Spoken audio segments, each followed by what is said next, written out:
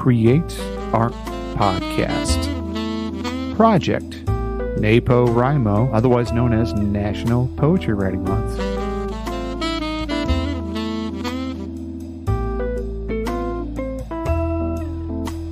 Hello friends, this is Timothy Chemo Bryan, your head instigator for Create Art Podcast, where I bring my 20 plus years of experience in the arts and education world to help you tame your inner critic and create more than you consume.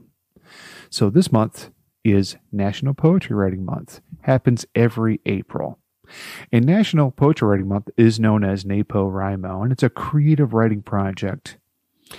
And what they do is they give you prompts. If you go to the NaPoWriMo website at napowrimo.net, and they'll give you 30 prompts for the 30 days in April. Now, on the website, you can also interact with other people. This year is going to be different from the previous years that I've done this project.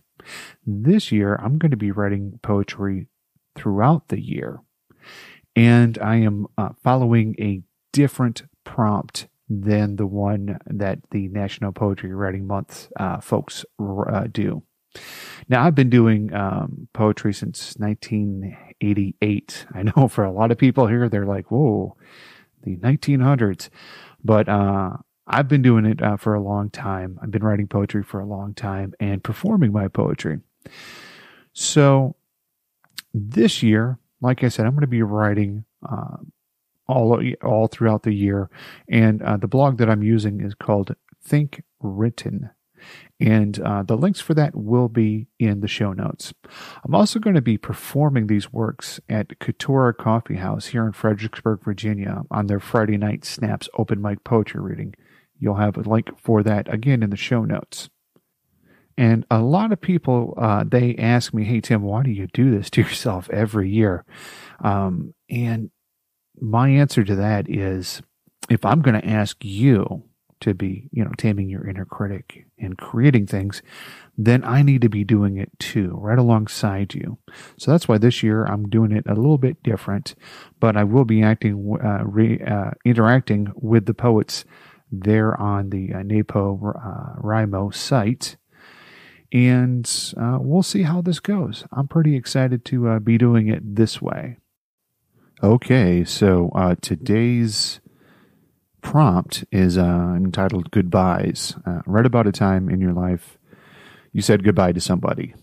This could be as simple as ending a mundane phone conversation, or harder goodbyes to close friends, family members, or former partners. So this one I entitled Closed Casket. I can hear you from over 20 years of you rotting in the ground. I idolized you and believed in everything you said. I was selfish, greedy, self-centered. I was a mistake. I was lucky to be alive. If I had been born earlier, I would have died in your womb, like another child did. Or you would have aborted me if the voices in your head told you to. Number 3 husband wanted to get you into the ground so he could move on to his next 2 conquests. That person couldn't even remember you said to have the lid closed. He had no indigenous blood running through his veins. There was no medicine man that called me the bright light, and no one dosed your coffee with PCP. The cologne that the sperm donor wore, you weren't allergic to. You just knew that he was on the prowl, and you wanted him to know that you knew. So I wasn't allowed to wear deodorant, and my sweaty pits smelled like the pot your oldest children smoked. When I saw you laying there with all that makeup on, I thanked the funeral director for their work, but I told him that it wasn't you. I should have told the preacher to revoke the posthumous membership in their church, but I'll let the sperm donor have his day of celebration. And just so you know, although you probably already knew, you weren't cold in the ground a year. when he took his next bride, who was so rich and smart that he couldn't drain her bank accounts. And there I was, a sobbing, weeping, self-centered man-child, breaking down, fist-bumping your casket, counting the minutes until my next cigarette, climbing in the car to put you 6 feet under. Sperm donor didn't have the money for your headstone. He never visited your grave with me. All those times I took the time to head back to the land of my torture, place plastic flowers and put trinkets that you treasured there, and not once did he come with me.